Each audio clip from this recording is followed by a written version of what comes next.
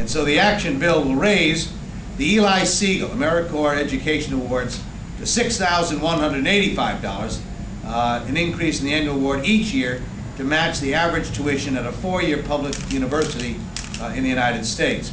That way the price, of college as it goes up, so will the AmeriCorps Education Award.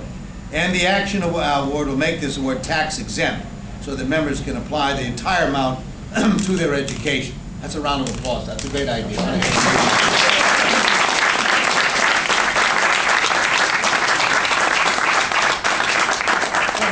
You got to be a shill. That's what they call a shill. You kind of get the applause lines going here and all of this. But that's a great step.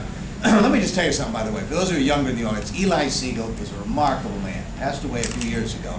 But just a great friend of mine, a wonderful, wonderful person. I'm sorry that those of you who didn't get to know him didn't get to know him. He's really a wonderful person. And I'm going to call his wife today. She lives up in Boston, and tell her about this. She'll be very excited to hear we've expanded this education grant, the Siegel Grant. It's named in honor of her husband. In addition, in the bill, something that I advocated when I had this, no one remembers this. I actually ran for president this time. I could have forgotten that. I was a candidate. But one of the things I campaigned on was national service. In fact, I announced my national service plan on the steps of the City Hall in Nashua, New Hampshire, which is exactly the place that John F. Kennedy gave his very first speech as a candidate for president of the United States. The difference was, I'd already been a candidate for a year. John Kennedy announced his candidacy in January of 1960, 8 months before the general election. I gave that speech about a year after I'd already begun campaigning. That's how much longer these campaigns are.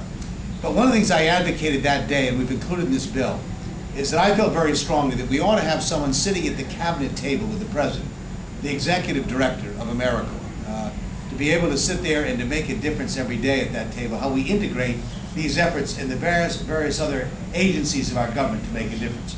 So in addition to the money we've talked about here, we'll be ensuring that the executive director of the Corporation for National and Community Service sits at the cabinet table with the president.